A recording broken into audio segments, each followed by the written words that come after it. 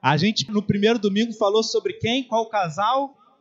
Adão e Eva, é fácil, logo no início, né? Alguém lembra sobre o que a gente falou? O tema era fácil, né? Quando o paraíso se transforma no inferno. E a gente viu o quanto a gente consegue pegar o melhor momento que a gente está na vida, a nossa caminhada com Deus, e pecar e se afastar de Deus de tal maneira que tudo vai por água abaixo. No segundo domingo a gente falou sobre Abraão e Sara. A gente viu sobre a ideia que o erro comum, que às vezes é trocar os papéis, é tomar iniciativas erradas. E a gente tem o projeto de Deus no nosso coração, mas a gente deixa que as circunstâncias, elas ditem o ritmo, elas falem a direção que a gente vai tomar e não Deus. Domingo passado a gente não falou porque foi aniversário da igreja, e hoje a gente vai falar sobre uma família que pode até parecer perfeita, mas como toda família composta por ser humano não era. A gente vai falar sobre José e Maria. E aí a gente vai falar como a gente consegue enfrentar os problemas com a solução saudável. Então vamos ler Mateus 1, 18 a 25? Antes de ler, a gente vai orar. Senhor Deus, o Senhor conhece exatamente aquilo que se passa no nosso coração, das dificuldades e lutas que a gente enfrenta dentro do nosso próprio lar. E nessa hora a minha oração é que o Senhor fale conosco, que os nossos ouvidos e o nosso coração esteja atento a ouvir a sua voz, a perceber exatamente o que o Senhor deseja falar ao nosso coração. Ajuda-nos a viver a vida como um do lar, mas não como um problema, não como um peso, e sim como a bênção que de fato o Senhor separou para que fosse. Ajuda-nos a resolver cada problema, cada situação que enfrentamos da melhor maneira, a maneira como o Senhor nos ensina. Ajuda-nos a aprender isso com José e Maria hoje. Em nome de Jesus, amém. Mateus capítulo 1, versos 18 a 25 diz assim: Ora, o nascimento de Jesus Cristo foi assim. Estando Maria, sua mãe, desposada com José, sem que tivessem antes coabitado, achou-se grávida pelo Espírito Santo. Mas José, seu esposo, sendo justo e não a querendo infamar, resolveu deixá-la secretamente. Enquanto ponderava nestas coisas, eis que lhe apareceu em sonho um anjo do Senhor, dizendo: José, filho de Davi, não temas receber Maria, tua mulher, porque o que nela foi gerado é do Espírito Santo. Ela dará à luz um filho e lhe porás o nome de Jesus, porque ele salvará o seu povo dos pecados deles. Ora, tudo isso aconteceu para que se cumprisse o que fora dito pelo Senhor por intermédio do profeta. Eis que a virgem conceberá e dará à luz um filho, e ele será chamado pelo nome de Emanuel, que quer dizer Deus conosco. Despertado José do sono, fez como lhe ordenara o anjo do Senhor e recebeu sua mulher. Contudo, não a conheceu enquanto ela não deu à luz um filho, a quem pôs o nome de Jesus. Acontece nas melhores famílias. A gente encerra a nossa série hoje e a gente trabalhou isso um pouco no nosso coração. O que essa frase quer dizer? Acontece nas melhores famílias quer dizer que as piores coisas podem acontecer até nas melhores famílias, até nas famílias que caminham bem, que não fazem nada de errado. Todos nós estamos expostos a tropeços e a passar por situações que a gente não controla. Eu quero que você comece perguntando isso a você mesmo. O que de fato tem acontecido na sua família? Às vezes a gente está correndo tanto, tão preocupado com o nosso eu, com as nossas situações pessoais, que a gente não consegue enxergar o que está acontecendo na vida do marido, da esposa, de um filho, do pai, da mãe, e a gente está só na correria. Você consegue enxergar a sua família e perceber o que está acontecendo? Outra pergunta: como é que está a sua caminhada com Deus? Como é que está a sua vida diária na presença do Senhor? Você tem ouvido Ele? Você tem tentado buscar nele forças e solução para o que você tem vivido? Eu acho muito interessante a verdade que está exposta diante de nós. Até as famílias retratadas na Bíblia têm problemas.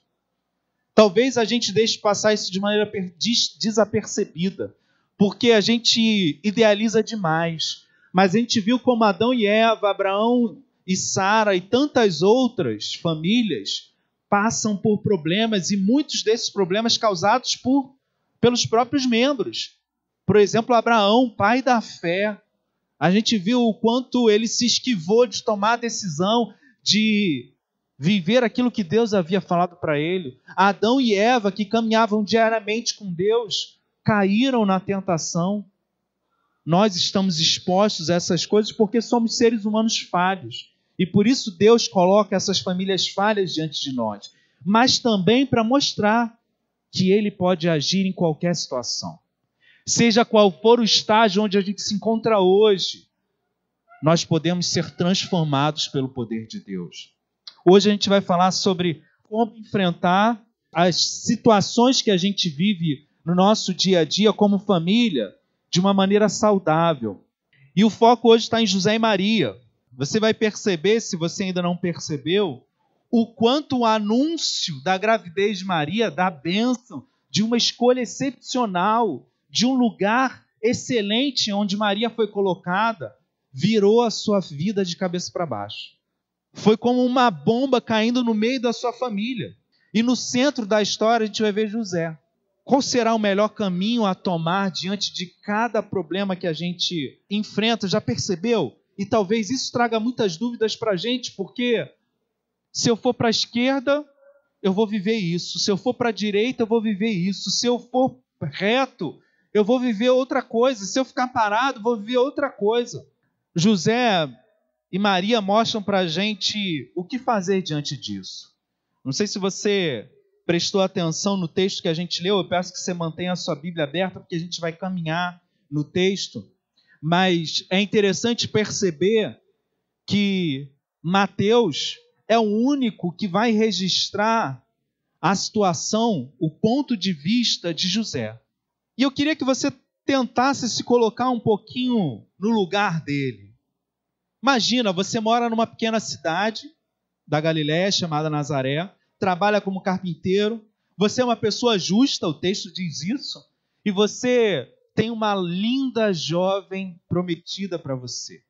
Os pesquisadores vão dizer que Maria tinha entre 12 e 16 anos e José mais ou menos entre 18 e 20.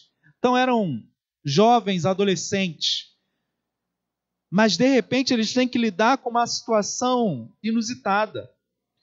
Eles eram noivos, o noivado nessa época era um contrato legal que durava mais ou menos durante cerca de um ano, mas que a gente percebe nas histórias do Evangelho, nas outras histórias relatadas em Lucas também, que pouco antes do casamento, Maria viaja. Estranho aquilo. E, mais uma vez, os pesquisadores vão dizer que ela vai passar cerca de 3 meses fora com a sua prima Isabel. Quando ela volta grávida, é o que a gente percebe da história, parece que é esse momento em que, de fato, ela vai ter a conversa com José. Imagina se você é uma adolescente de 12 a 14 anos e vem o anjo do Senhor e fala, olha, você está grávida. E a gente percebe o quanto Maria recebe essa notícia de maneira audaciosa, fantástica. Ela fala, que se cumpra em mim a serva do Senhor, o que Deus quer. Não parece que ela está preocupada com o que vem depois, não parece que ela está preocupada com o que os outros vão pensar. Ela simplesmente confia, porque afinal ela está vendo um anjo. Também há pessoas que mesmo diante de um anjo não acreditam, como foi o caso que aconteceu com Isabel e Zacarias. Ele duvidou, mas Maria não. Ela simplesmente recebeu a mensagem, mas talvez para pensar melhor no que fazer, para viver aquela situação com sabedoria, ela viaja para passar esse tempo com a sua prima e fica lá durante 3 meses. Quando ela volta, a gente lê o verso 18 e 19, ela vai lidar com aquilo diante do seu noivo, da sua família e da sociedade. Diz assim o texto que a gente leu: ora, o nascimento de Jesus Cristo foi assim. Estando Maria, sua mãe, desposada com José, sem que tivessem antes coabitado, achou-se grávida pelo Espírito Santo. Mas José, seu esposo, sendo justo e não a querendo infamar, resolveu deixá-la secretamente. Ela, como uma adolescente, recebe a mensagem de Deus, mas imagina ela contando a história para o seu noivo. Eu tenho uma novidade para te contar, José, senta aqui. Toma um copo d'água, você vai precisar. Olha, eu estou grávida. E José já se levanta, mas calma, não aconteceu nada. O filho é de Deus.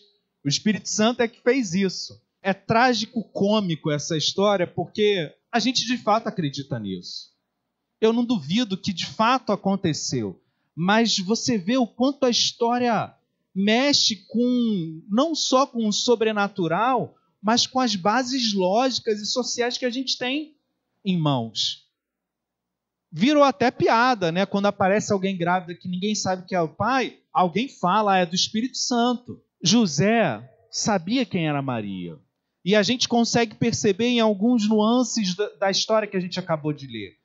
Ele, de fato, podia ter alguma dúvida no seu coração sobre toda essa questão, mas o texto diz que ele se preocupa com Maria. Alguém que foi traído pode ainda ter um coração tão piedoso ao ponto de ainda se preocupar com a outra pessoa?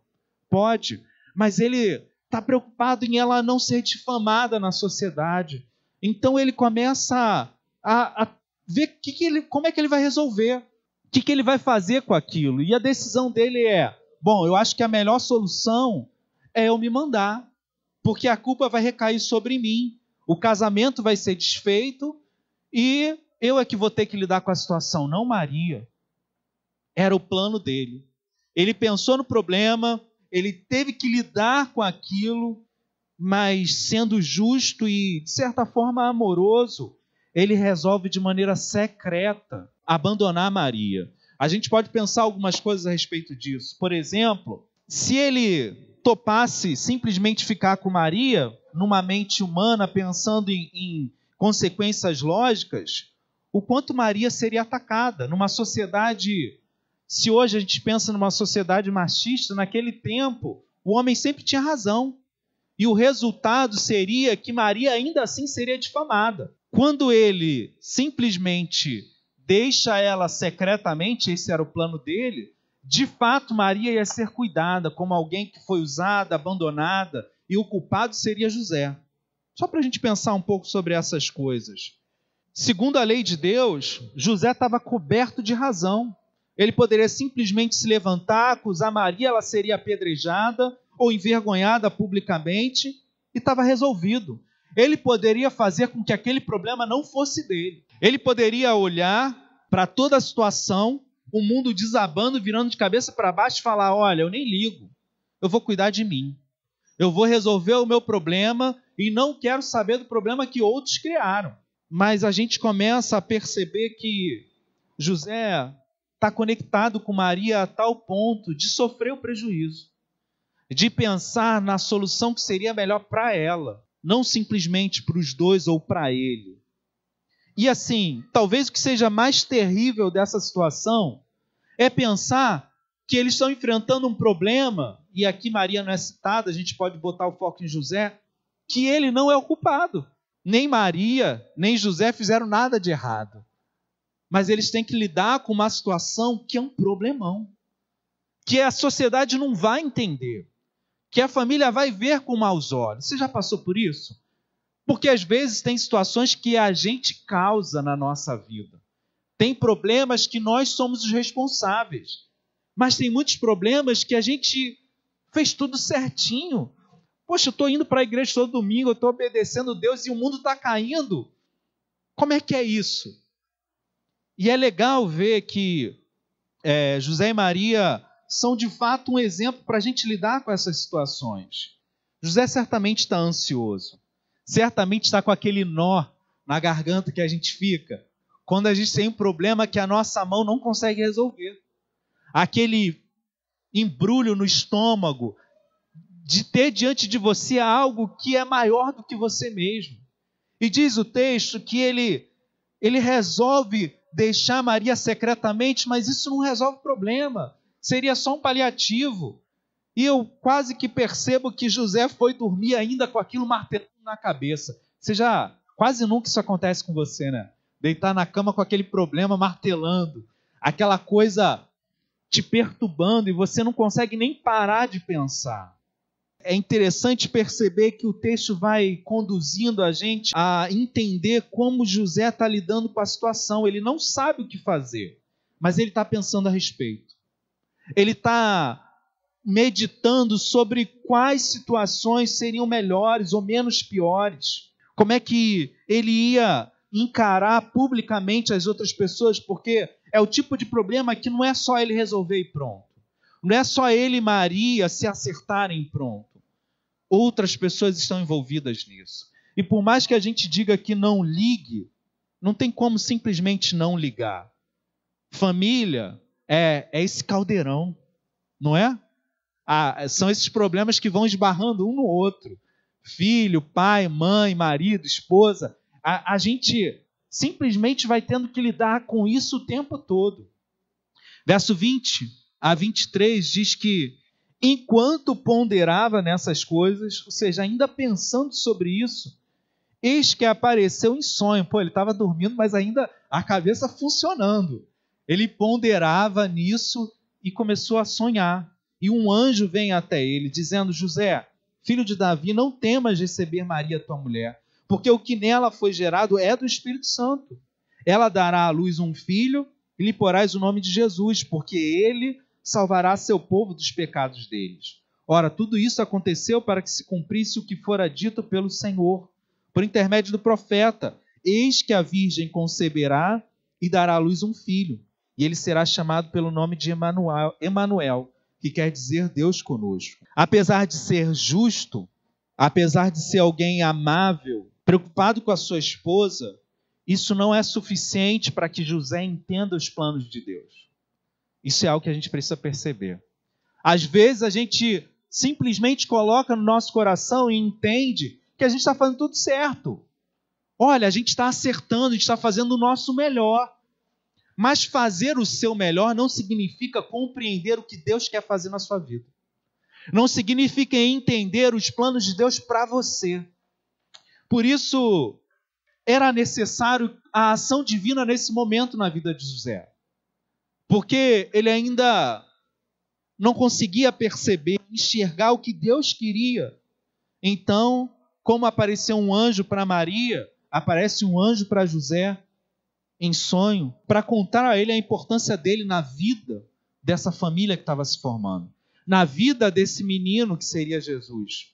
A Bíblia não se preocupa em contar muito a respeito de José, da família onde Jesus viveu os seus dias, mas não há como a gente descartar o quanto isso é importante para a vida de qualquer criança, para a vida de qualquer pessoa que vai crescendo. José se demonstra um pai exemplar aqui. Por mais que se fale muito pouco dele, aqui a gente percebe o quanto isso era um drama, o quanto ele lidou com isso de uma maneira diferente que a maioria de nós acaba fazendo. Porque talvez eu e você já estivéssemos surtados.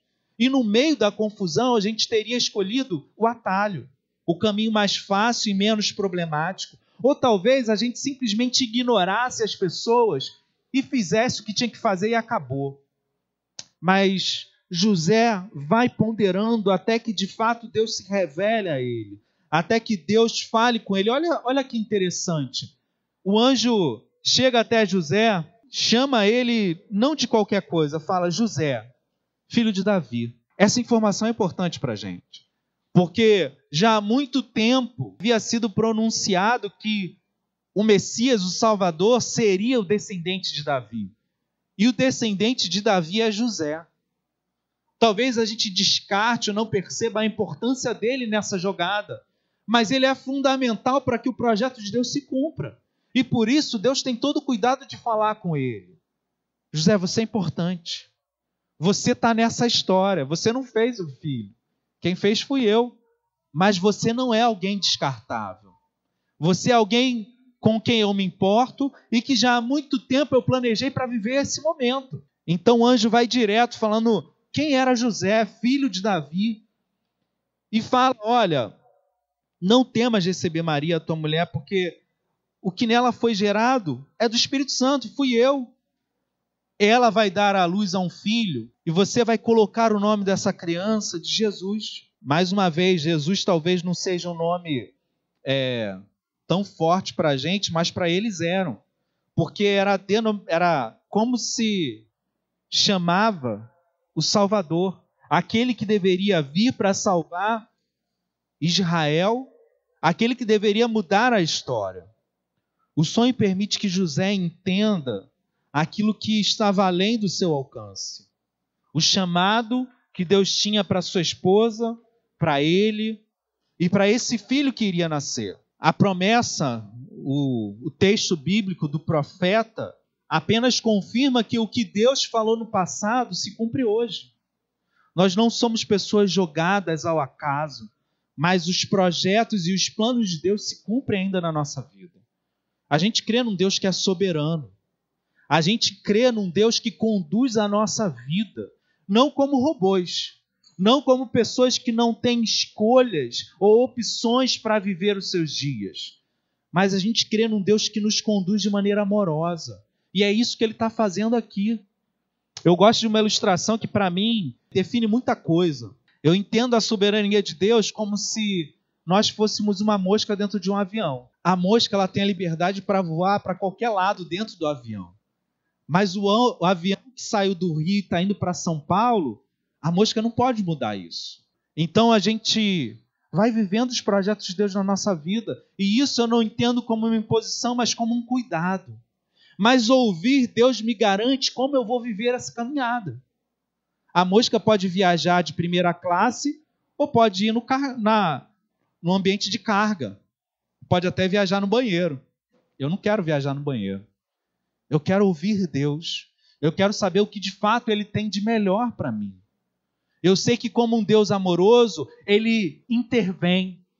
Ainda hoje, de maneira sobrenatural, ou às vezes até no meio de meios naturais, Ele intervém, Ele fala com a gente, Ele conduz, Ele nos mostra, para que o nosso caminho siga. Ele usa pessoas, Ele usa a sua palavra, Ele usa de tudo, para que o plano dele vá se cumprindo.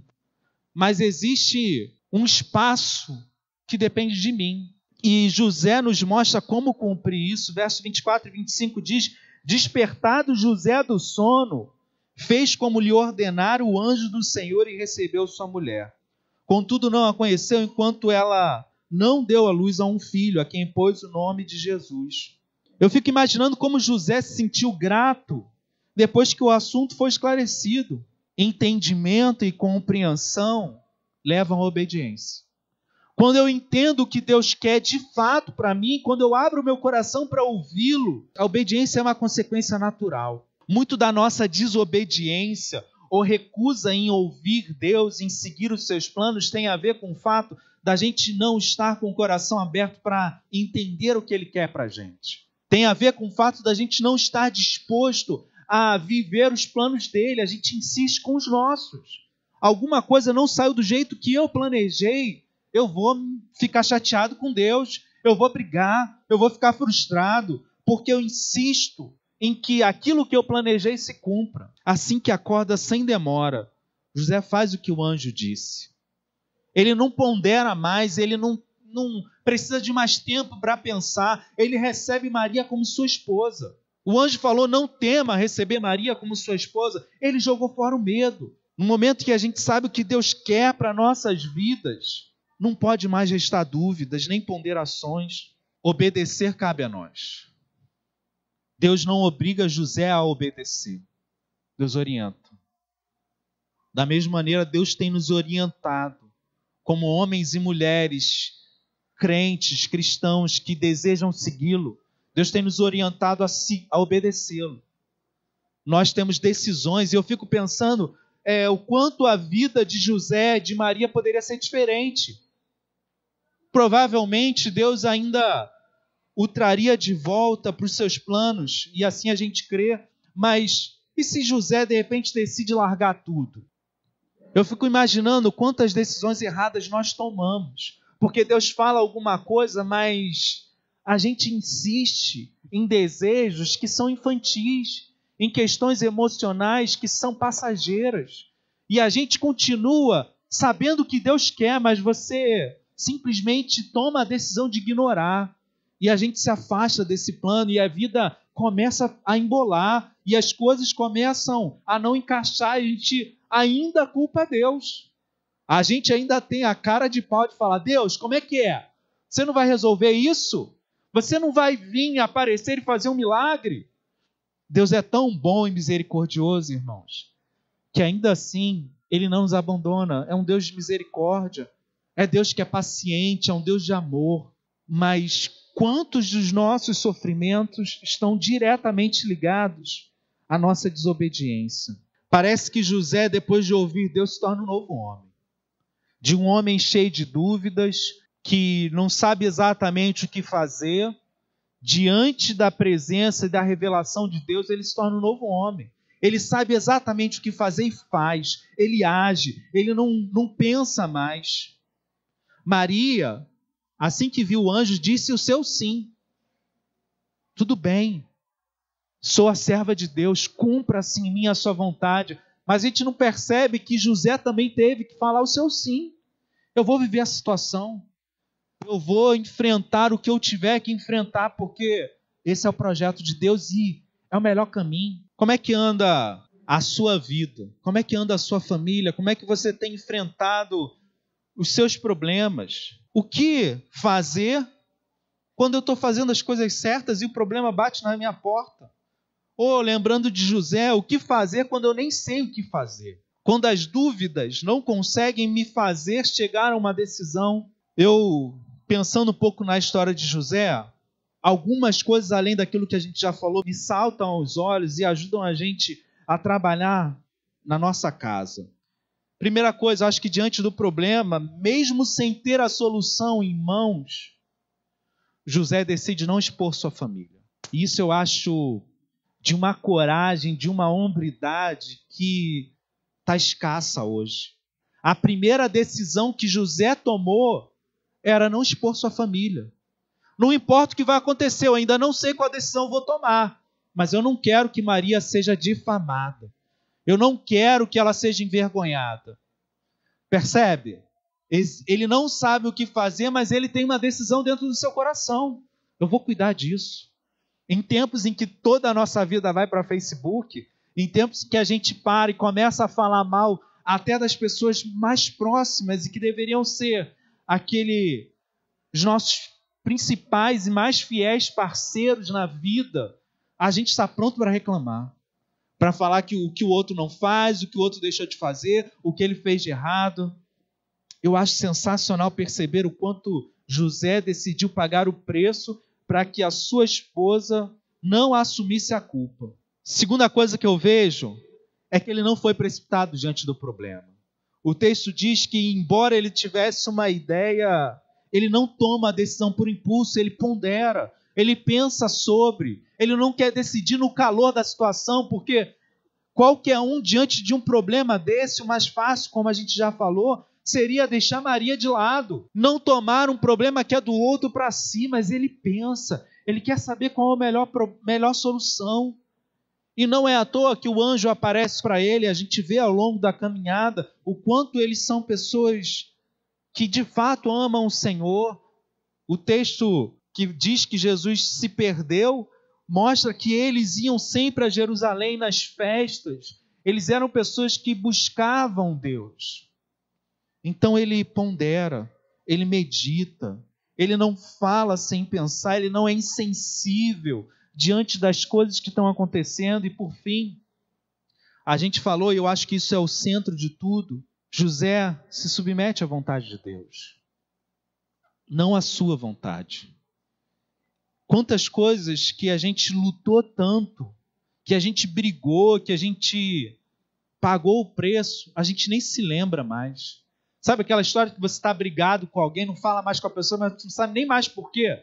Por que você não fala com ele? Ah, não lembro mais. Eu sei que foi uma briga feia. Cara, como isso é comum. A gente guarda os nossos sentimentos como eles fossem bons carros-chefes para a nossa vida. E eles precisam ser ouvidos, precisam ser sentidos. Não devemos ignorar nossos sentimentos, mas eles não podem ser o vagão que puxa o trem. Por isso que José está pronto para se submeter. O que você acha que ele sentia nessa hora? Você acha que ele não estava com medo? Você acha que talvez ele não se sentia um tanto quanto envergonhado com a situação? Será que ele não estava desconfortável com aquilo? Tudo estava. Mas existia algo maior que conduzia a sua vida. E como esse é um lugar seguro? Deixar que Deus nos conduza quando a gente não enxerga tudo. Quando os nossos sentimentos acabam por fechar os nossos olhos para as reais situações. E aí, a palavra de Deus, a Bíblia, vai colocar marcos na nossa vida. Olha, perdoe, faça isso. Ela vai deixar marcos para que a gente conduza a nossa vida aonde de fato é um lugar seguro, mas a gente já falou sobre isso, sem ter uma vida constante, diária com Deus, esses marcos não são suficientes para me guiar na plenitude da minha vida. Porque o tempo todo eu preciso deixar o meu coração ser guiado por um Deus que é vivo, que se movimenta, que fala comigo. E eu preciso ter o meu coração sensível à voz de Deus. Para concluir, qual é o caminho a seguir? Eu duvido que alguém possa levantar a mão aqui hoje e falar, olha, não tem problema nenhum na minha casa. Se não tem, quando chegar em casa vai ter algum. Estou rogando praga não, mas é comum. A vida, ela é dinâmica. A gente resolve um problema, aparece outro. E a gente precisa encarar a vida real. Ninguém aqui vai ser transladado para o paraíso hoje. Essa é a vida que a gente tem que viver, uma vida imperfeita, uma vida que tem problemas, com pessoas imperfeitas que têm problemas, mas são pessoas que Deus colocou no nosso caminho. E eu acho que isso é precioso e a gente não pode deixar escapar a preciosidade disso. As pessoas que Deus tem colocado na nossa vida são pessoas preciosas, que me completam e que eu as completo. E que a minha vida sem elas não seria inteira. E eu preciso aprender a insistir nessa caminhada com cuidado, com atenção, com carinho, com justiça, mas a justiça que vem de Deus. E eu quero te convidar a ponderar nessas coisas que a gente falou hoje, diante dos problemas que aparecem. Não deixe simplesmente o barco correr, nem se mantenha ausente ou fuja do que está acontecendo. José tomou a dianteira diante da vontade revelada de Deus. Ele assume o papel de homem, de marido e fala, vem Maria, vamos ficar junto. Qualquer problema que acontecer agora vai ser o nosso problema. Nós vamos resolver juntos, obedecer de maneira prática e imediata. Quero encerrar lembrando dessa ideia. A Bíblia não fala de família perfeita. Todas as famílias estão abertas a viver problemas, mesmo quando elas não fazem nada de errado. Não queira que a sua família seja perfeita. Não queira que a sua família seja igual à família de fulaninho. Não queira que o seu marido, a sua esposa, o seu filho, o seu pai, a sua mãe sejam perfeitos. Apenas viva com eles. Me encanta quando em Eclesiastes, Salomão está escrevendo sobre a vaidade da vida, sobre uma vida sem sentido, e ele para e fala assim, olha, tem uma coisa que você pode fazer. Aproveita a tua vida com a tua esposa. Vai ser feliz com ela. Pega ela e vive a vida que Deus separou para vocês. E aí, claro que com isso a gente está falando dos relacionamentos que Deus nos deu. Se você é solteiro, viva os seus relacionamentos com seus amigos. Viva isso como algo importante, mas também com seus pais. Se você tem filhos, viva isso. Se tem marido e esposa, viva isso. Deus tem nos dado tudo que a gente precisa, mas a gente tem buscado outras coisas. A gente tem vivido uma insatisfação que é maligna, que não deixa a gente viver o hoje. Já é comum a gente estar no restaurante e todo mundo olhando para o celular, porque a gente quer viver momentos, mas quando o momento acontece, a gente deixa ele escapar, buscando outras coisas. O que tem acontecido no seu lar? Talvez ninguém saiba o quanto você tem sofrido. Talvez ninguém saiba o que tem se passado no seu coração. Talvez ninguém saiba o peso que você carrega. Talvez nem seu marido e a sua esposa. Mas é hora da gente viver uma parceria real. E conte com Deus para isso. Conte com Deus para guiar. Ore sozinho. Ore com as pessoas que Deus colocou ao seu redor, os seus filhos, seu cônjuge. Siga em oração dependendo da vontade de Deus. Sei que em nossos dias a gente é tentado a jogar tudo para o alto, desistir, mas não desista da sua família. Quero encerrar com um desafio, e é um pouco de todos os desafios que a gente viveu até hoje. A gente falou sobre saber a vontade de Deus. E eu quero repetir, a gente já falou isso no segundo sermão, separar tempo para estar com Deus. Mas como está seu casamento? Sua família, seus relacionamentos? Você sabe o que Deus quer para você? Você tem conversado sobre esses problemas com Deus? Então, meu desafio para você é simples. Separe todos os dias dessa próxima semana, de 10 a 20 minutos, para orar e ler a sua Bíblia. Sozinho e com a sua família. E compartilhe o que Deus tem falado ao seu coração. Separe tempo para orar e ler a Bíblia sozinho e com as pessoas que Deus tem colocado dentro da sua casa. E compartilhe o que Deus tem falado com você, para que vocês sejam guiados. Um pensamento rápido. Maria poderia ter tomado a decisão de viver tudo sozinho. José não vai entender, eu vou lá para a casa de Isabel, vou ficar lá. Vou ter esse filho sozinho. Mas ela se arriscou a falar o que Deus tinha falado a ela. Com José, se arriscou a ser incompreendida. Ela se tornou vulnerável e José seguiu o mesmo ritmo. Ele se tornou vulnerável. Ele seria xingado, envergonhado por causa da gravidez de Maria. Mas ele encontrou o maior tesouro, que era ter a sua família.